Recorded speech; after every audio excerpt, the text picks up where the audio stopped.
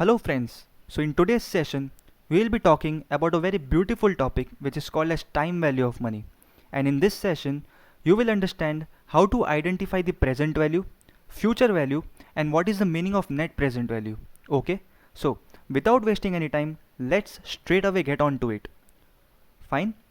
So the very first point of time value of money says that the value of rupee today is worth more than the same rupee 1 year from now. So by this sentence, what I mean is that the purchasing power of rupees 100 will be less after a period of 1 year. Okay. Now let's support these two statements with the help of an example. Okay. So here we go. Suppose you are going to a market and you are buying 5 units for rupees 100 today. You are buying how many units? 5 units for rupees 100 today. Okay. You will buy just 4 units after 1 year with that same 100 rupees. Okay. So by this sentence, what I mean is that the number of units that you are buying for rupees 100 today is not necessary that you will be able to buy after a period of 1 year. Okay. You may be able to buy lesser units. For example, 4 units, 3 units or 2 units for the same amount of rupees 100. Okay. So that's the effect of time value of money, where the value of money keeps on decreasing day by day and year by year.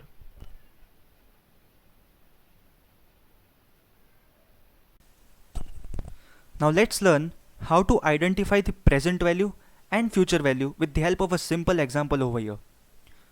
So the example says a customer is having $10 today in his hand and he goes to a bank and he deposits that $10 for a period of 1 year.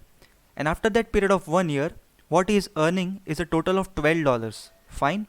So in this case, the present value is nothing but $10. How? Because this is the amount that a customer is having in his hand today.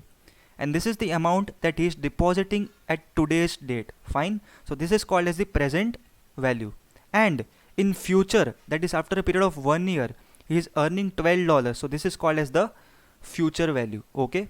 So you understood what is called as the present value and what is called as the future value. Now let's understand how to calculate future value for any question which is asked in the exam. Okay. For that, we are having a simple formula which is nothing but PV into 1 plus R raised to N. PV is nothing but the present value, R is nothing but the rate of interest, and N means number of years or the period. Okay. Fine. So moving ahead, let's make things little bit more complicated now. What if we only know the future value in the question?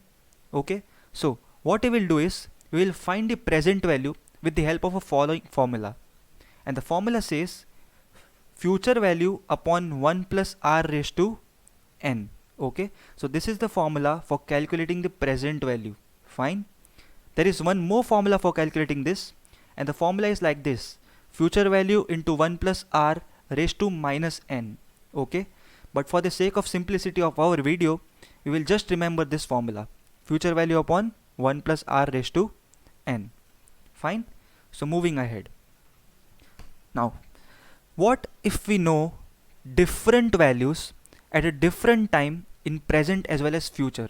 Now, by different values, what I mean is, suppose there are hypothetical numbers like 15, 115, 78, 95, etc. Any hypothetical number that you can think of. Fine. So remember one thing very carefully, that each and every number has its own present value. Okay. I am repeating, each and every number has its own present value.